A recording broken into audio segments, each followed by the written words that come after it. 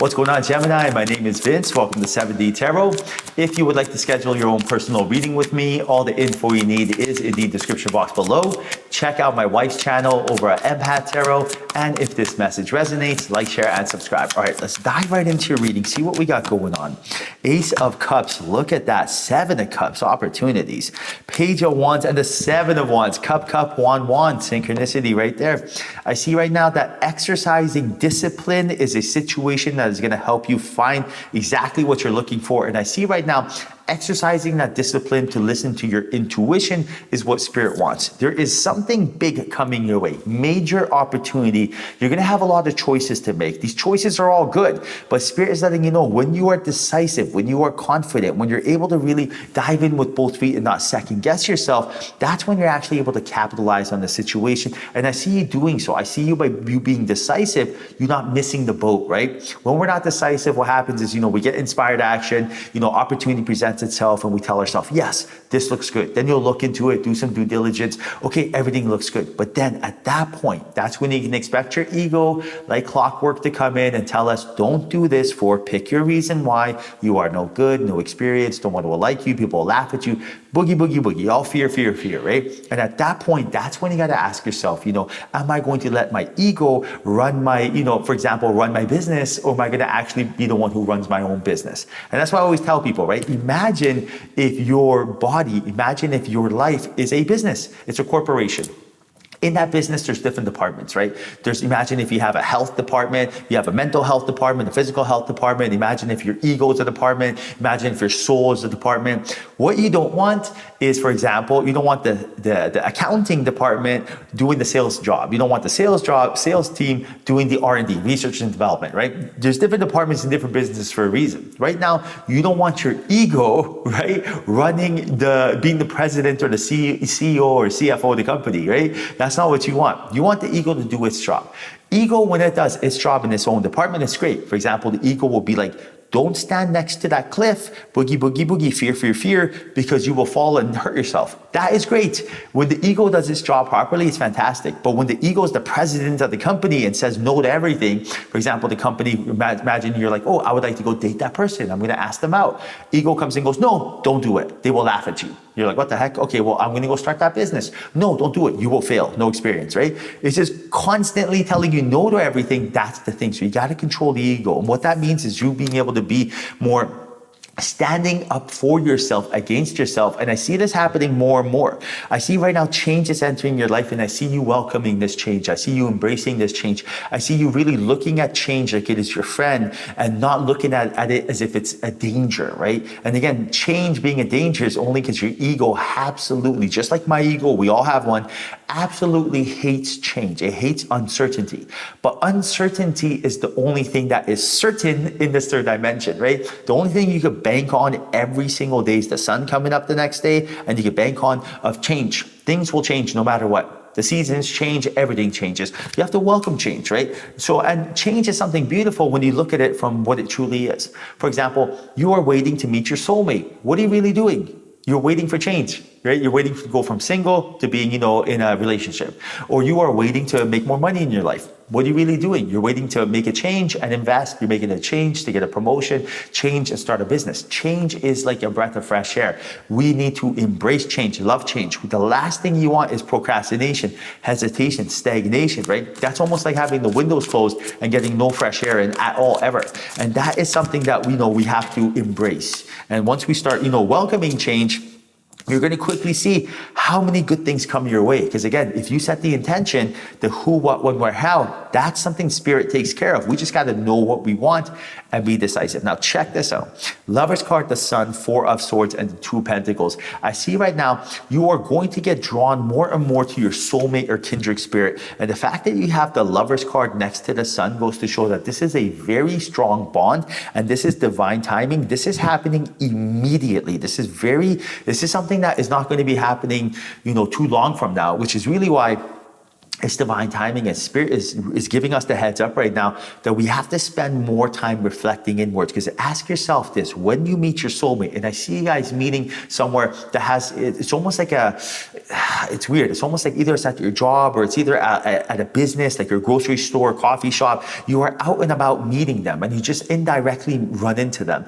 And this is very interesting energy, because I do feel like when you see them, and this is what I always mention to people, it's like you want to literally, like, imagine you have a flag, right? And you want that flag planted next to you anywhere you are in life. And that flag, you want it to represent you. And basically what you're doing is you're planting that flag, telling everyone, I am open for business. My team is called Team Awesome, right? Imagine you have a tribe. This is the Awesome Tribe.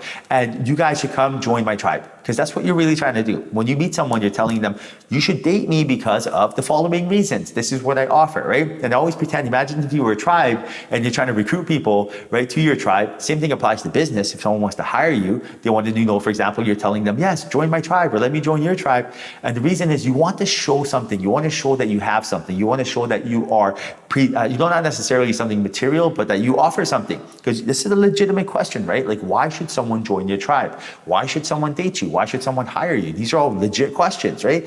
Ask yourself that. What do you offer? You offer a lot. Trust me when I tell you this. You don't need to have money. You don't need to look a certain way. No one cares. Trust me. I have friends, all shapes, sizes, all financial, different tax brackets. It means nothing when it comes to attracting what you want in life. As a kid, when I was just a young kid, I had nothing. I was able to kind of make an impression if I wanted to, but just my energy, how you feel. It doesn't mean being loud either. The energy is not being loud. The loudest person is the weakest person. It's more about how you feel, right? Your confidence. And right now, the more you take time for yourself, the more you reflect inwards, the more you really invest in yourself and get to know yourself and get to know your higher self. And really, rather than, keep searching and being lost and confused, but understand that what you really seek, the answers are within you, the more you're going to be able to be confident in your life, and the easier everything will get, right? So if you want to plant that flag and say, join Team Awesome, why should they join Team Awesome? Why should they join Team Gemini?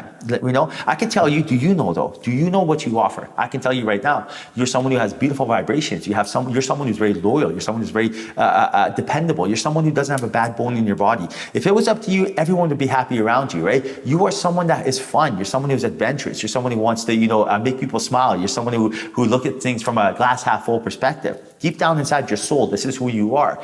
I knew who you are. Do you know who you are, right? Have you even given it any time to think of what you offer and think of what it is? On this third dimension, all we're constantly doing is looking at the next person, right? And this is completely normal. Don't beat yourself up, Gemini. This is what we do. We've been programmed and brainwashed to think from the moment we are born, whether it's our influence from our parents, our siblings, our friends, our coworkers, TV, radio, right? Social media, great, right? So from the moment we are born, we are meant to look for answers rather than look within. The answers come within. Your powers are within. Your beautiful empathic abilities. The majority of us are empaths out there. The fact that you're able to absorb energy, it's like being a mind reader. It's crazy, right? You think you're sensitive, you think you're weak. You are not. It is your greatest strength. You just got to know how to use it, and really taking some time for yourself. Reflecting inwards is the first step on doing so. Now, the Moon, Five of Pentacles, the Death card, and the Page of Swords, change. Change is needed. I see right now you making a major change in your life. Right now you telling yourself, I am done. I am done with fear. I'm done with anxiety. And I am switching that energy over to excitement. I don't fear change. I welcome it. I'm not scared, or I'm not anxious of, starting a new job. I am excited. Same thing applies to romance, right? I am not scared that that person will say no to me. I am excited to go speak to them, right? This energy, this mind state, the more you use it, the more you will it will get easier. It's almost like riding a bike. And the only reason that we, again, don't feel comfortable doing so right now is because it's been so long. When was the last time you listened to your intuition? When was the last time that when you got a download from spirit that you followed through, you didn't second guess it? We've all been there, right? For example, you're thinking about something, should I do this? You get the answer, and then immediately, rather than just listen to it, which is, following what your angels and guides want you to do, you wait and invite your ego to come in and talk you out of it. Self-sabotage, right? What should I do? Get the answer? Huh? Are you sure? I don't know. Maybe. Hold on. Let me think about this.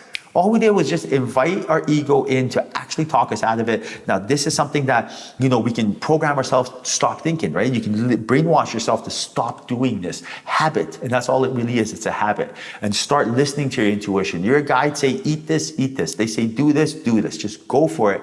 And don't second guess yourself, because second guessing yourself, it's almost like putting out, your own beautiful flame. It's almost like being a phoenix and putting out your flames, right? Rise out the ashes and just have that beautiful energy within you to shine, and everything will get drawn to you organically. All right, Gemini, I hope you enjoyed your reading. 1,000 kisses. Until next time, ciao.